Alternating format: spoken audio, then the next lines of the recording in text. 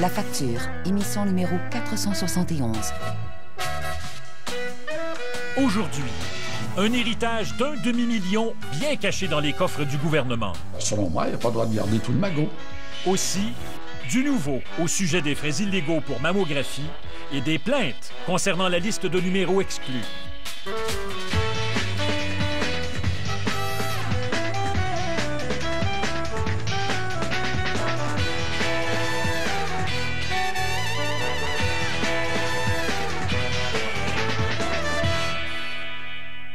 Bonsoir, bienvenue à l'émission. Je suis très heureux de vous retrouver pour cette 16e saison de La Facture.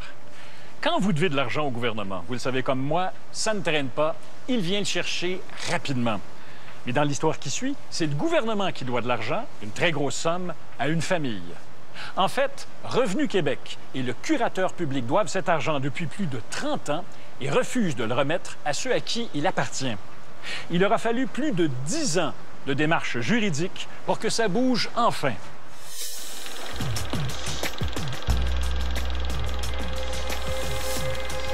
Le curateur prenait un pourcentage. Selon moi, il n'y a pas le droit de garder tout le magot. Tout l'argent qui n'est pas réclamé,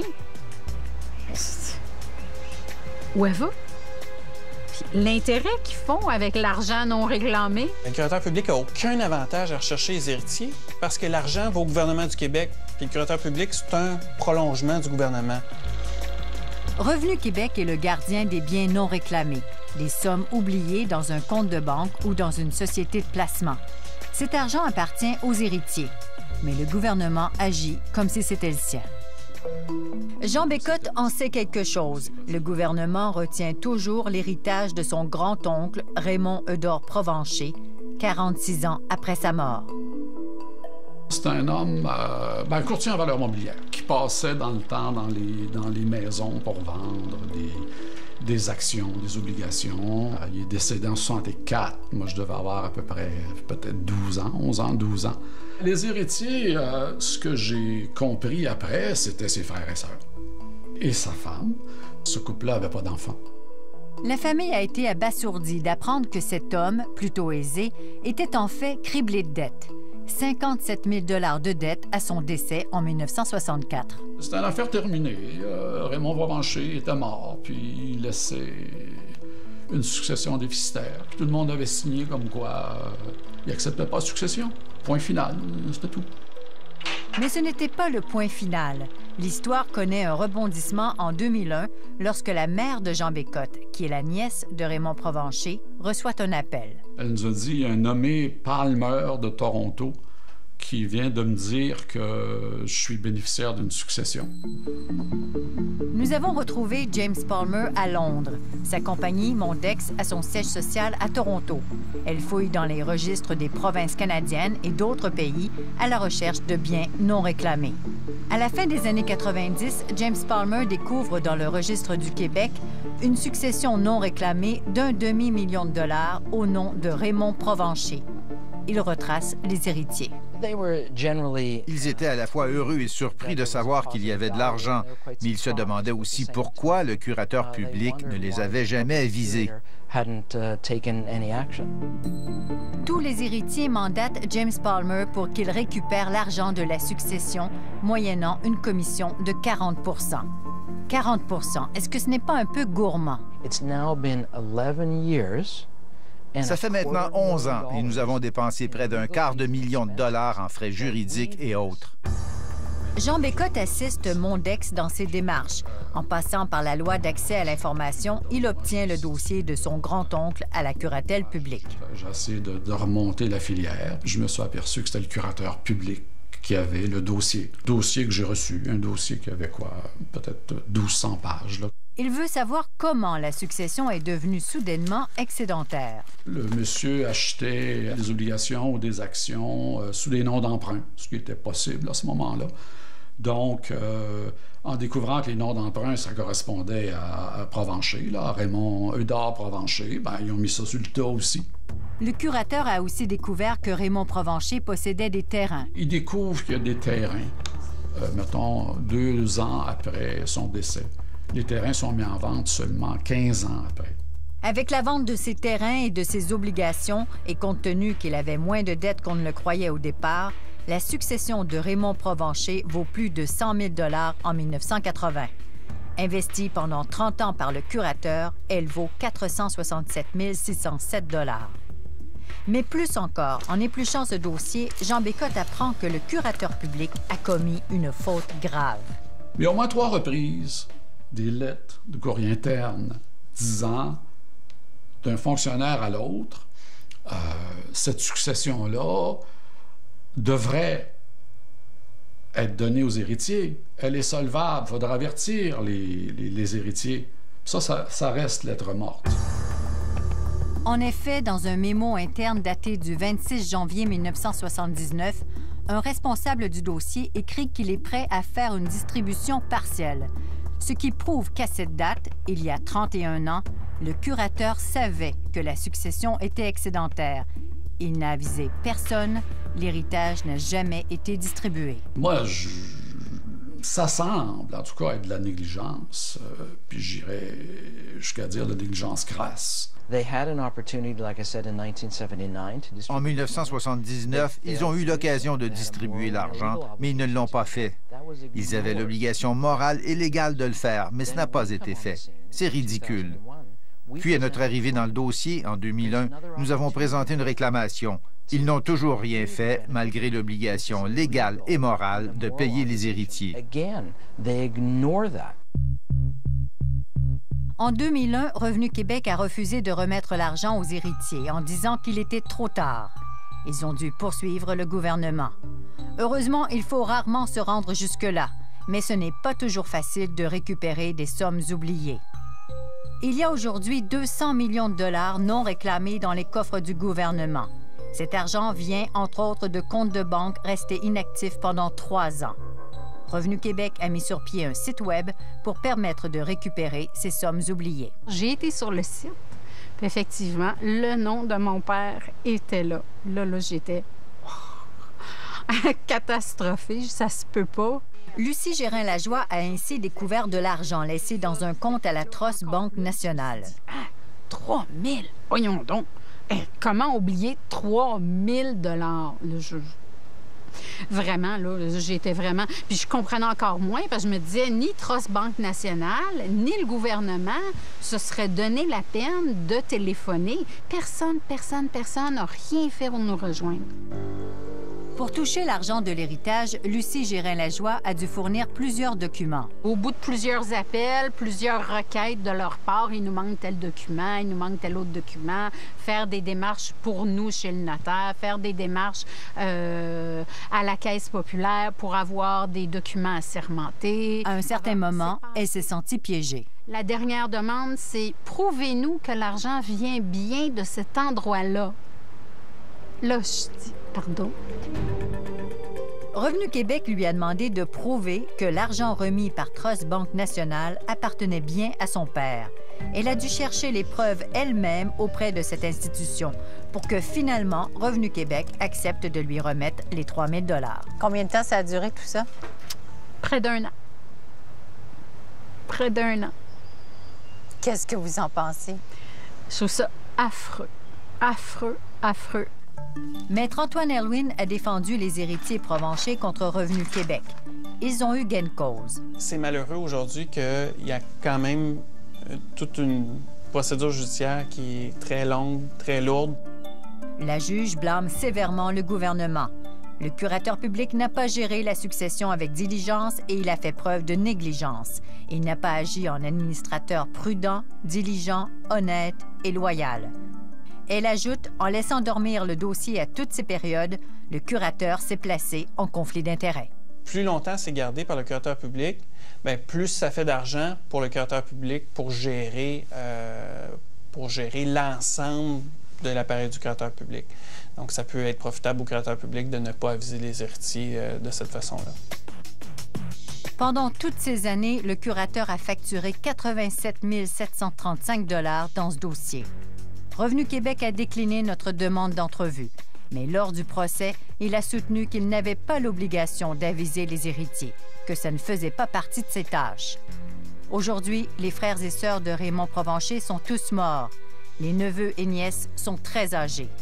Personne n'a encore touché un cent de cet héritage. Le procurateur public a transféré ce compte-là dans ses comptes comme si c'était les siens.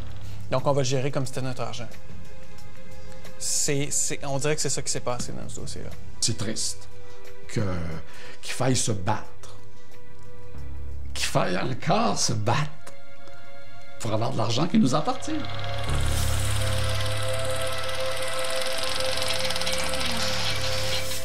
La juge a condamné le gouvernement à verser plus d'1 700 000 $ aux héritiers provenchés. De 15 à 20 personnes se partageront cette somme. Si le gouvernement avait remis plus rapidement l'argent à ceux à qui il revenait de droit, évidemment, la somme aurait été beaucoup moins élevée. Devinez maintenant, qui va payer pour cette incurie du gouvernement?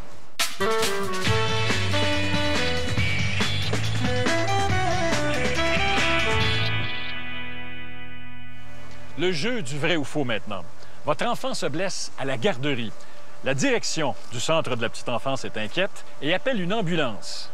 Alors, vrai ou faux, le transport en ambulance de votre enfant sera payé par la garderie? La réponse après la pause.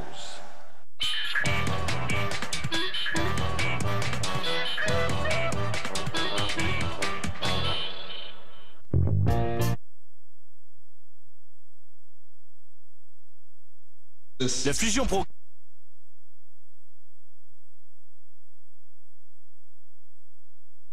Ah, moi, il m'est arrivé toute une aventure. Pour notre...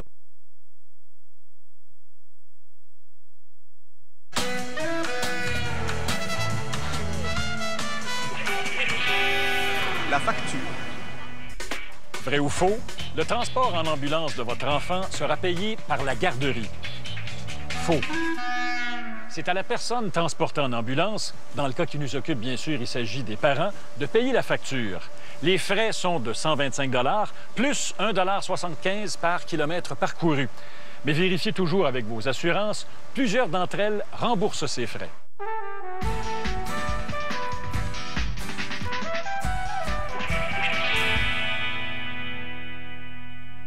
En février 2009, nous vous avons parlé de la clinique du sein Ville-Marie qui exigeait des frais pour la mammographie numérique et l'ouverture d'un dossier électronique. La Régie de l'assurance maladie accusait la clinique de facturer ses frais illégalement à ses patientes. À cause de ces frais, une des patientes, Raymonde Grimard, pensait à l'époque quitter cette clinique qu'elle fréquentait depuis des années. Il y a du nouveau. Je vous en parle après cet extrait de notre reportage. Raymonde Grimard nourrit une véritable passion pour les chevaux. Mais elle ne peut plus faire d'équitation parce que ses seins sont trop douloureux.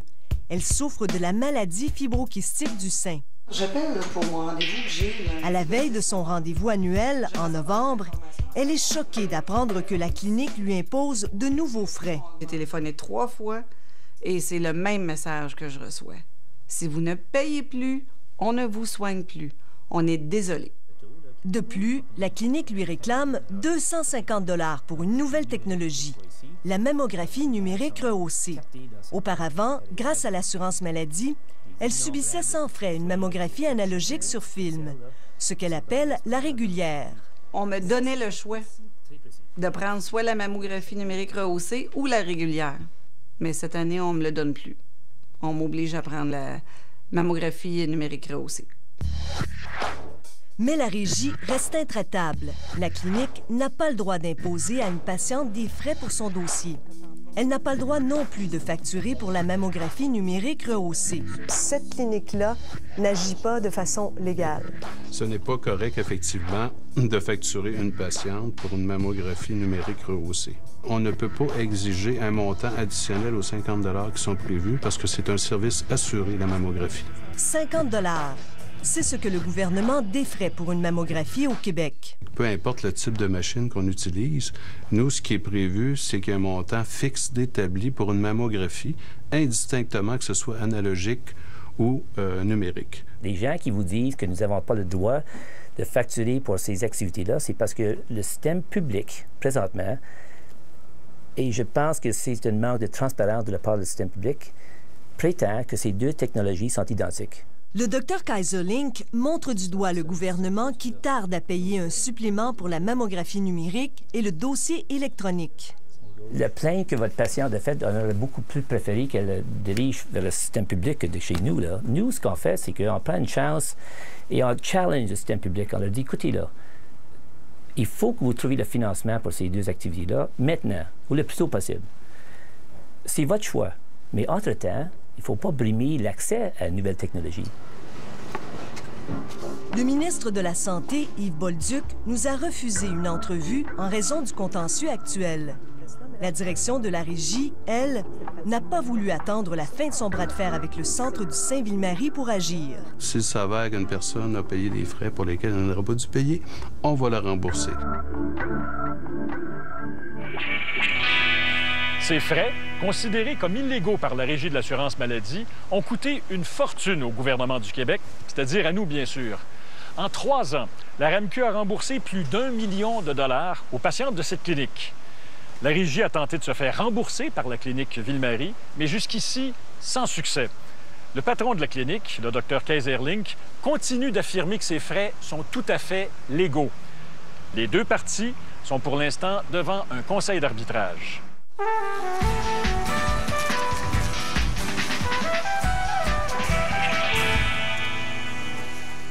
En septembre dernier, nous vous avons parlé de la liste nationale de numéros exclus.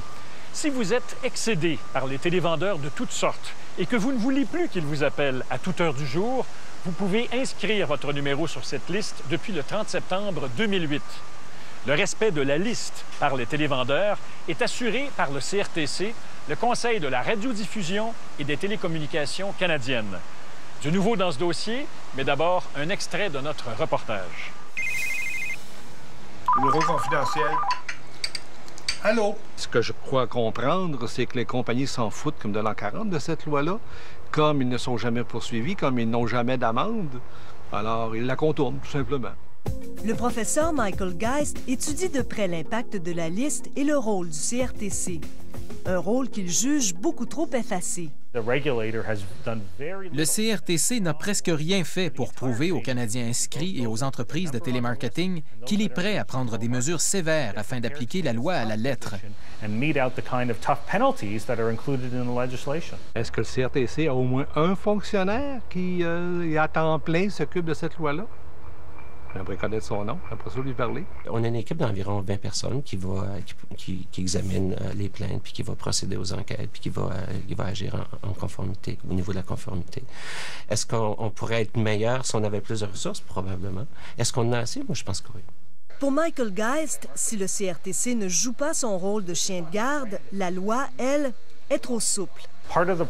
Une partie du problème, c'est qu'il y a tellement d'exceptions dans la loi que les entreprises continuent de harceler les gens.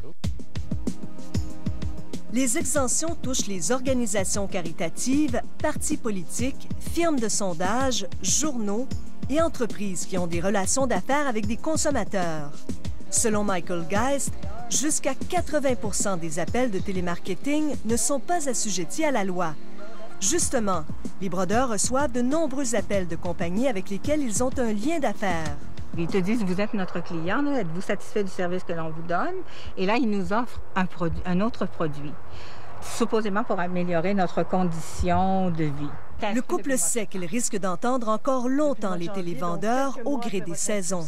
Vous avez toujours 34 appels sur 90 qui sont du télémarketing. C'est énorme. C'est énorme. Depuis la mise en place de cette liste, le CRTC a reçu plus de 320 000 plaintes de citoyens canadiens excédés. Le moins qu'on puisse dire, c'est que le CRTC manque de dents pour faire respecter sa liste. L'organisme fédéral a imposé 166 000 d'amende à des télévendeurs qui continuent de harceler des Canadiens dont le numéro est inscrit sur cette liste. Le problème, c'est que les télévendeurs ont l'air de s'en ficher. Au 31 juillet, le CRTC n'avait réussi à percevoir que 3 000 de ces amendes. L'organisme fédéral nous affirme qu'il est en train de mettre sur pied des mesures plus coercitives et qu'il devrait percevoir bientôt 24 000 de ces amendes.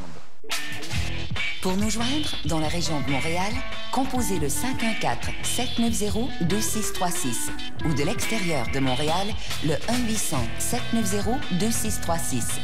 Vous pouvez aussi visiter notre site Internet à radio-canada.ca/la facture ou encore nous écrire. C'est qui a parti la bataille? Isa Beach. Des retrouvailles qui créent tout un émoi. J'ai dit que si elle mettait les pieds au salon funéraire.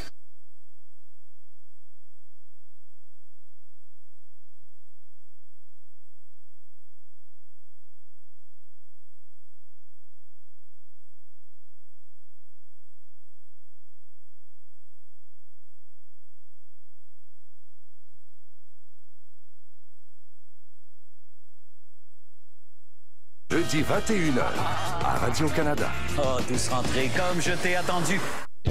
L'Auberge du Chien Noir, c'est lundi, 20h. À la facture, la semaine prochaine. L'agence de placement de personnel lui facture 5 000 $. C'est un comptable senior qu'on recherchait. Puis, il découvre que son comptable a un passé trouble. Comment ai-je passé à côté de tout ça? Comment? On voudrait juste comprendre ce qui s'est... Il n'y a rien dans son CV qui fait référence à son véritable passé. Il veut que l'agence le rembourse. C'est dans les mains de notre avocat, donc j'ai pas de commentaire. L'agence aurait dû faire un travail de recherche diligente. Nouveauté à la facture cette année. Nous analyserons pour vous chaque semaine une publicité diffusée à la télé, dans les journaux, les magazines ou sur l'Internet.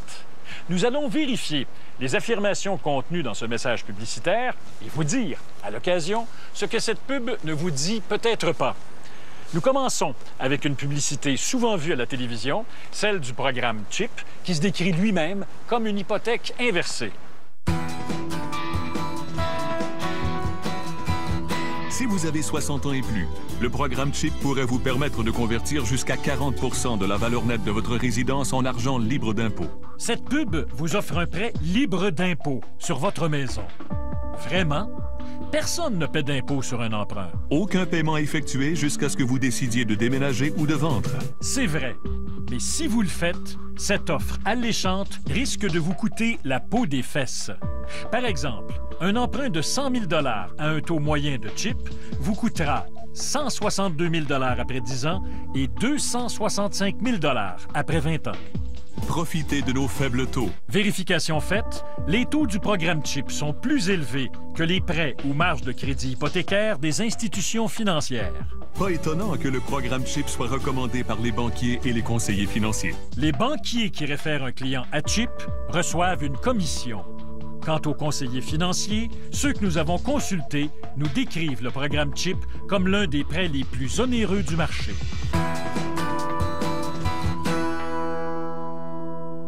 Voilà, je vous quitte là-dessus. D'où que vous soyez au pays, merci beaucoup d'avoir été là. Je vous souhaite de passer une très bonne semaine.